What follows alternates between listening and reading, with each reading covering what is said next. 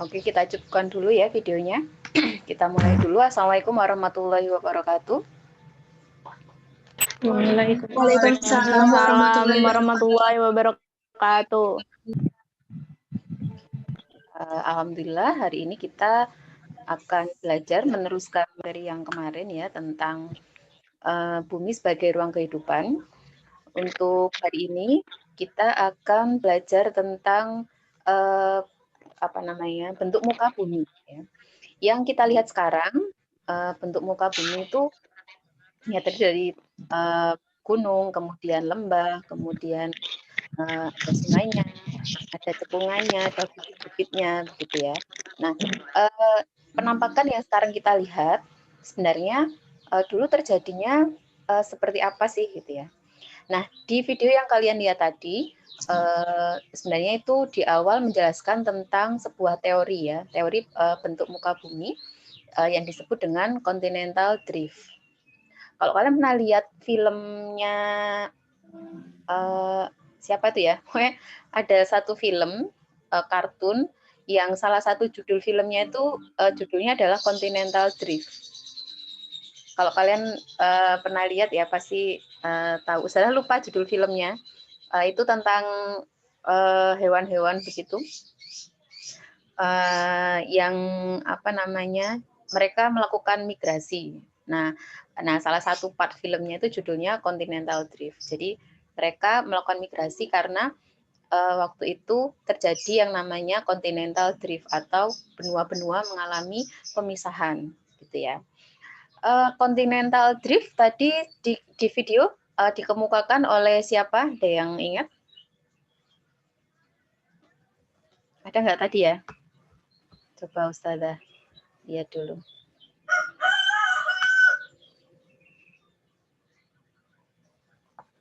Ada?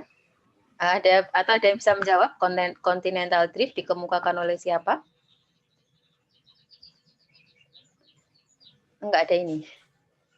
Oh ya, Dikemukakan oleh Alfred L. Wegener bukan Us? Oh iya betul. Dikemukakan oleh Alfred Wegener gitu ya. Nah, beliau mengemukakan bahwa dahulunya benua yang kita lihat sekarang ini yang sudah terbagi-bagi menjadi beberapa benua yang sekarang itu dulunya adalah satu benua gitu ya. Nah, ini di kartunya pas menjelaskan dulu ada satu super benua gitu ya. Super benua yang sangat besar yang dinamakan Pangea. Nah, Pangea ini adalah gabungan dari benua-benua yang sekarang ada. Kemudian selain Pangea ada satu lagi samudra disebut dengan Pantalasa, gitu ya. Jadi di teori continental drift itu dikemukakan oleh Alfred Wegener yang menyatakan bahwa dulunya terdapat satu benua yang disebut dengan Pangea dan satu samudra disebut dengan Pantalasa. Ya, sebentar. Ustazah pasin dulu videonya.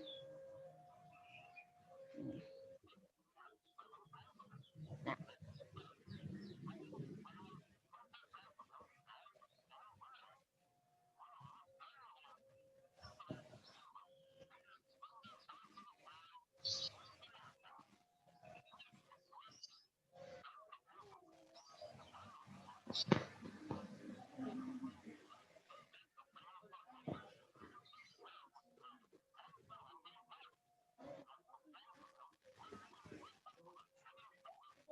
Nah, apa namanya? Ini ya tadi dijelaskan ada satu benua namanya Pangea yang dan kemudian satu samudra disebut dengan Pantalasa. Kemudian apa namanya? Benua-benua ini kemudian terpecah yang sekarang kita lihat ya. Terus buktinya apa? Kalau dahulu benua itu mengalami maaf. Kalau dulu benua itu bersatu, buktinya apa gitu ya. Kita lihat ya di sini ini adalah benua-benua yang kita lihat sekarang, di mana satu dengan yang lainnya itu seperti puzzle, ya. Kalau kita lihat ini adalah Amerika Selatan, terus ini Afrika, ini apa namanya bagian tepi dari Amerika Selatan, bagian timur, dan bagian tepi dari benua Afrika, bagian barat itu kalau disatukan gitu ya, kalau dijadiin satu, dipaskan itu cocok gitu ya. Jadi pantai timur benua Amerika dan pantai barat benua Afrika ini kalau dicocokkan jadi satu, digabung gitu ya, ini cocok. Nah, kita lihat lagi videonya.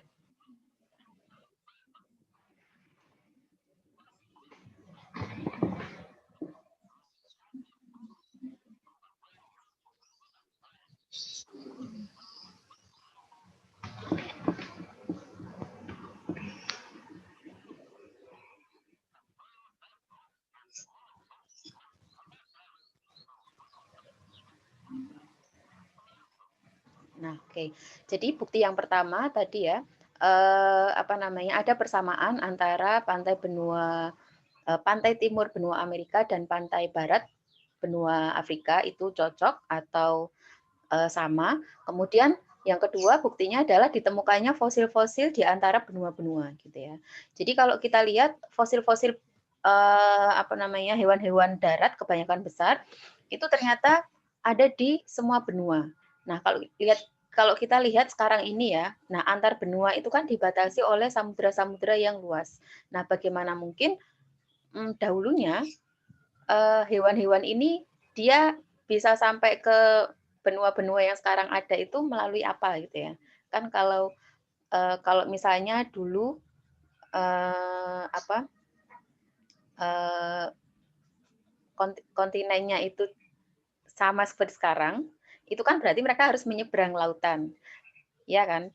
Nah, kalau hewan-hewan darat kan tidak mungkin melakukan itu gitu ya. Buaya misalnya ini di gambar ini diterangkan ada buaya nyemplung laut terus dia pindah benua kan nggak mungkin kan. Nah itu yang menjadi satu pemikiran dari Alfred Wegener bahwa oh dulunya memang benua-benua ini jadi satu sehingga masing-masing hewan ini yang sekarang fosilnya ditemukan di mana-mana ini dulu mereka bermigrasi dari satu benua ke benua yang lain karena tidak ada kendala samudra di situ seperti itu. Nah itu adalah bukti yang kedua.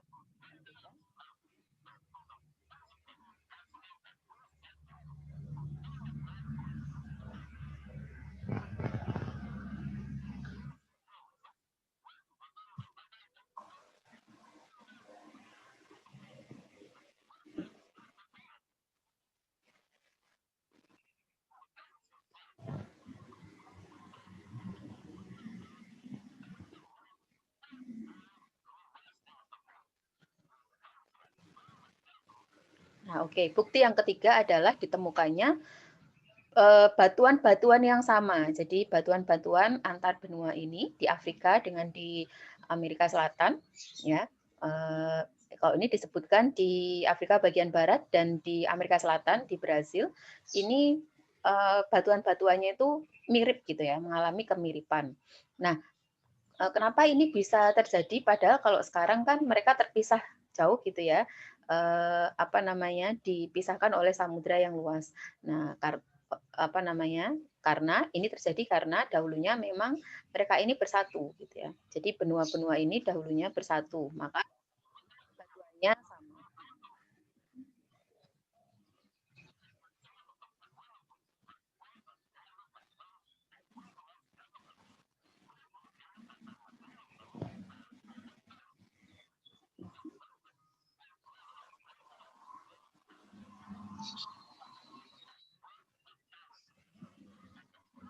Nah, jadi apa namanya, dengan bukti-bukti yang dikemukakan oleh Wegener tadi, beberapa ilmuwan sebenarnya tidak sepakat gitu ya. Terus bagaimana benua-benua tadi bisa terpisah? Nah, ini Wegener yang belum bisa menjawabnya gitu ya. Tapi masalah bukti-bukti tadi memang benar gitu ya. Sebenarnya ada 4 bukti yang dikemukakan oleh Wegener yang apa namanya, dia mendukung teorinya tadi bahwa dulu benua itu adalah satu yaitu Pangea dan ada satu lautan yaitu Pantalasa. Nah, kemudian ilmuwan-ilmuwan yang tidak sepakat ini tadi, dia mengembangkan teori baru yaitu teori plate tektonik atau teori tektonik lempeng. Nah, teori tektonik lempeng ini nanti menjelaskan bagaimana lempeng-lempeng yang sekarang ada itu yang dulunya bersatu itu terpecah. Jadi proses bagaimana lempeng-lempeng ini terpecah itu dijelaskan di teori lempeng tektonik.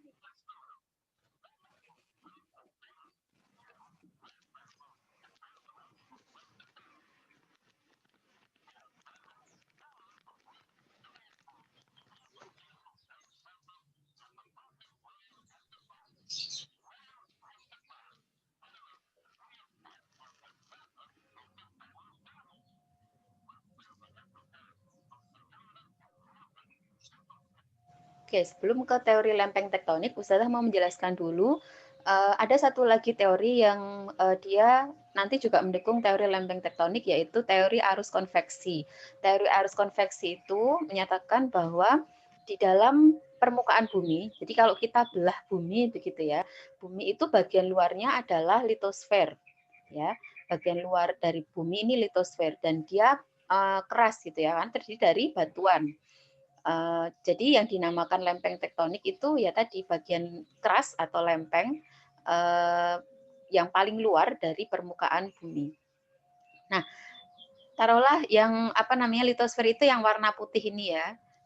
Dia terdiri dari batuan yang solid atau keras. Kemudian yang warna merah ini adalah lapisan mantel luar, gitu ya, lapisan mantel atau disebut juga astenosfer. Kalau nanti kita bicara arus konveksi, ini juga disebut dengan astenosfer atau lapisan mantel yang paling atas. Kemudian yang warna orange ini adalah lapisan mantel bawah. Kemudian yang warna kuning ini dia inti luar dan yang putih di dalam ini adalah inti dalam. Nah, kalau tadi yang paling luar litosfer ini dia sifatnya keras, maka lapisan mantel, terutama yang mantel atas, dia sifatnya liquid. Tapi liquid itu apa ya? Cair. Cair tapi tidak cair seperti air ya. Cairnya itu seperti dia agak kental seperti itu. Jadi liquid tapi agak kental. Nah, di sini itu panas sekali suhunya, ya, suhunya sangat panas. Nah, dalam ilmu fisika, ketika ada cairan, ada fluida yang dia panas, maka akan terjadi arus konveksi. Arus konveksi itu adalah arus yang berputar. Kalau sama seperti kalau kalian merebus air ya, nanti di rumah boleh dicoba. Silakan merebus air di bejana kaca atau kalian punya panci kaca. Nah, direbus air di situ. Kemudian ketika nanti mendidih, kalian bisa lihat di situ ada arus konveksinya. Jadi arus yang berputar-putar seperti itu. Nah, kita lanjutkan lagi.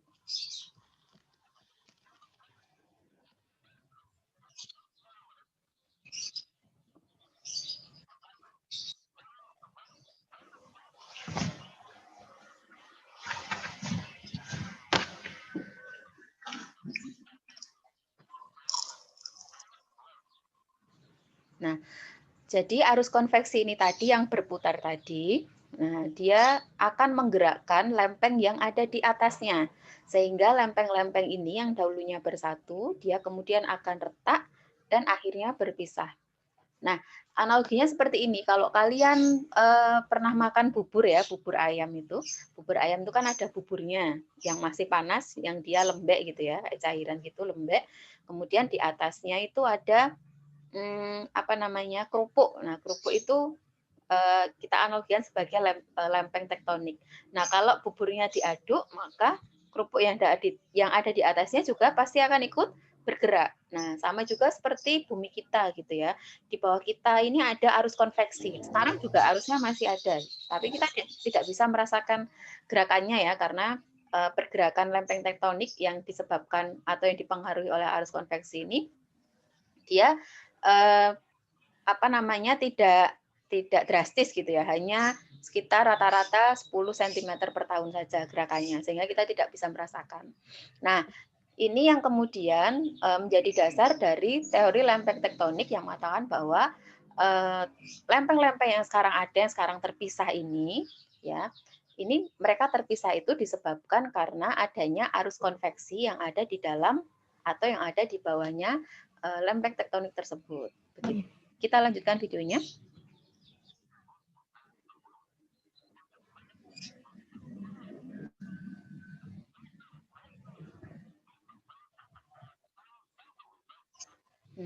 Jadi tadi seperti yang Ustazah jelaskan ya, di bawah ini ada arus konveksi, arusnya berputar gitu ya. Ini berputar ke sana, kemudian yang ini berputar ke sana. Jadi muter gitu ya, muter. Otomatis lempeng yang ada di atasnya juga akan ikut bergerak secara otomatis. Nah, ini bergerak ke sana. Nah, ini bergerak ke sana. Nah, apa namanya? Pergerakan dari lempeng yang di atasnya ini bergantung kemana arah arus konveksi yang ada di bawahnya. Gitu ya, kita lanjut videonya.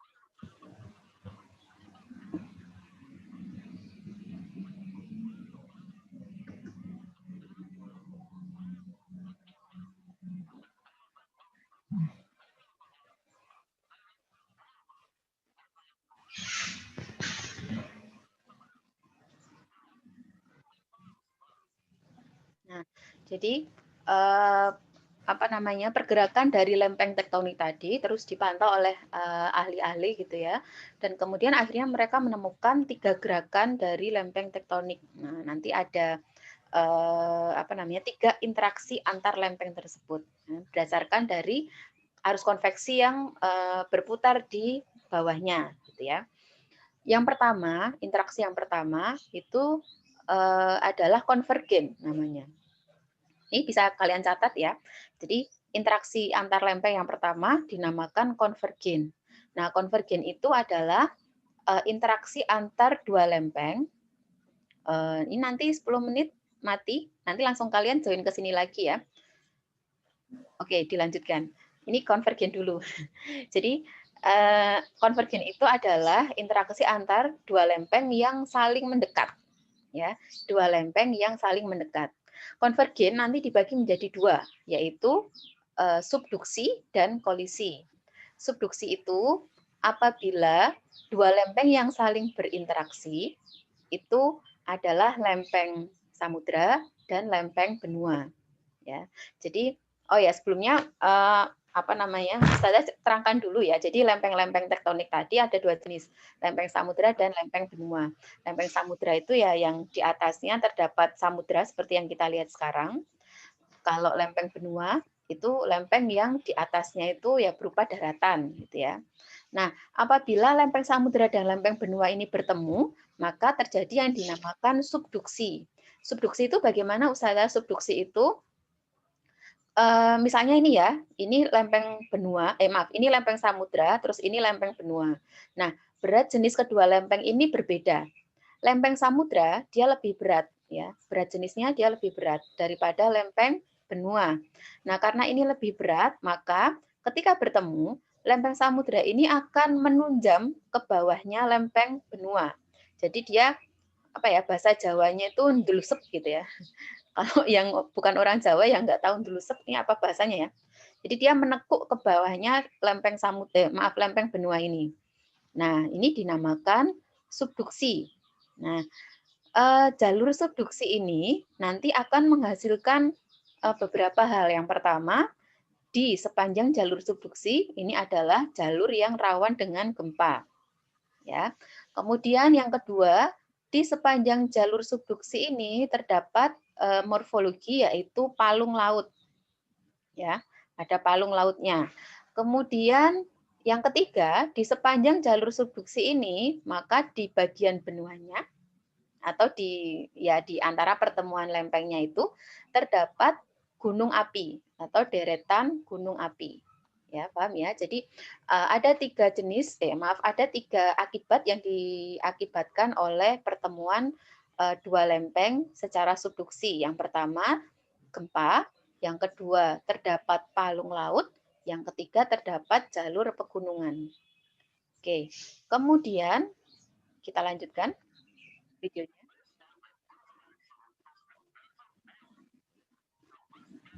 Oh ya, tadi kan ada dua ya, maaf saya lupa. Ada subduksi, yang satunya lagi ada kolisi. Nah, kolisi itu interaksi antar dua lempeng yang bertemu. Yang kedua lempengnya itu adalah sama-sama lempeng benua, ya. Jadi ini benua, ini juga benua. Ini namanya kolisi atau collision.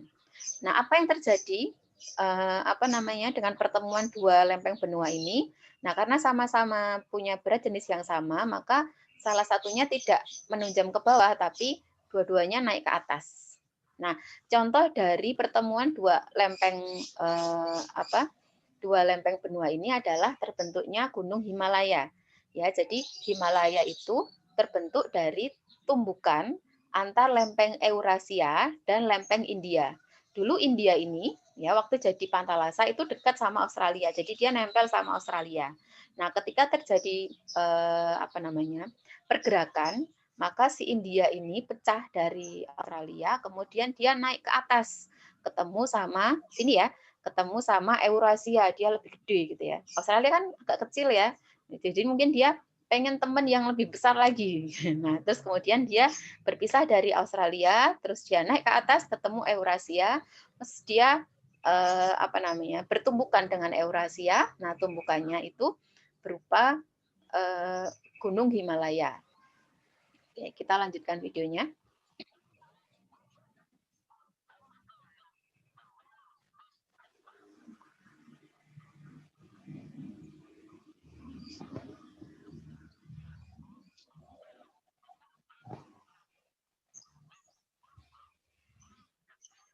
Oke.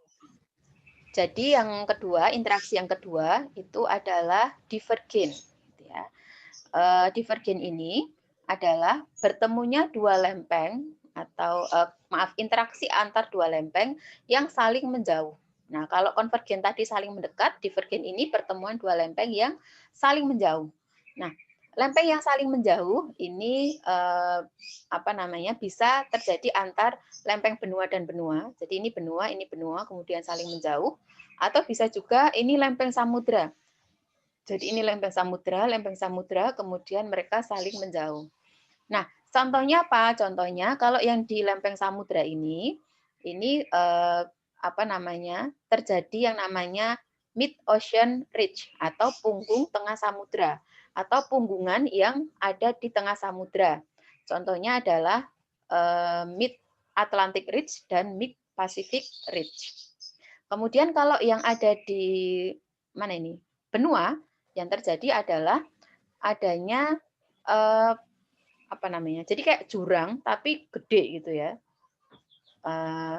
Sebutannya apa istilahnya? Ada reef-nya di sini, ada jurangnya di sini. Contohnya yang ada di Afrika. Ya, kalau kalian lihat peta Afrika nanti ya di Google Earth-nya. Nah, di situ di bagian yang sebelah sebelah timur, ya sebelah timur agak ke atas gitu ya. Nah di situ ada reef-nya, ada jurangnya. Nah itu bukti dari adanya konvergen, yaitu gerak lempeng yang saling menjauh antar yang terjadi di benua. Gitu ya. Kita lanjutkan.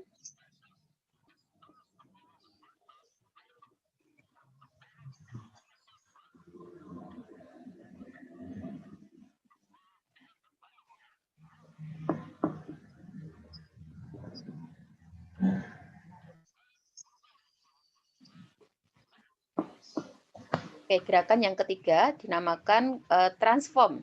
Ya, interaksi yang ketiga adalah transform. Transform ini adalah interaksi antar dua lempeng yang saling berpapasan.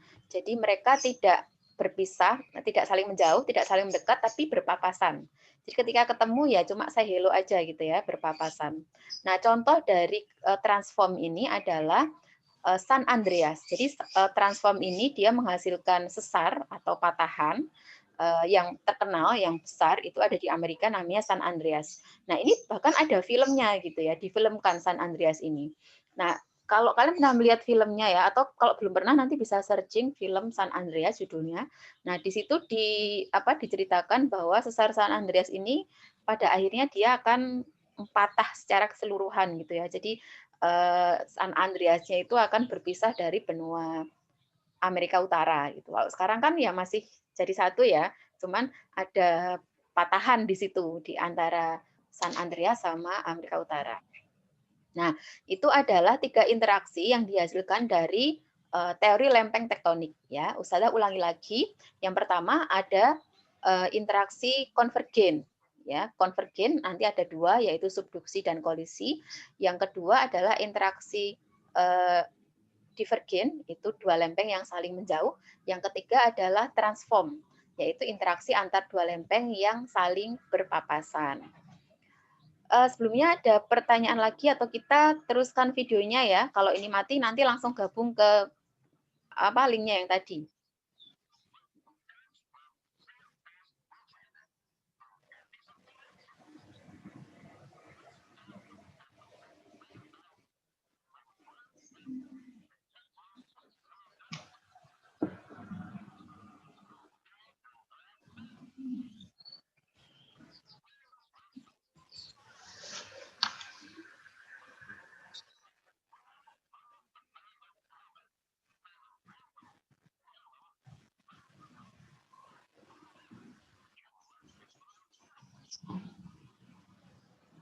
Nah, oke ini kurang dari 1 menit lagi, jadi Ustazah akan tutup.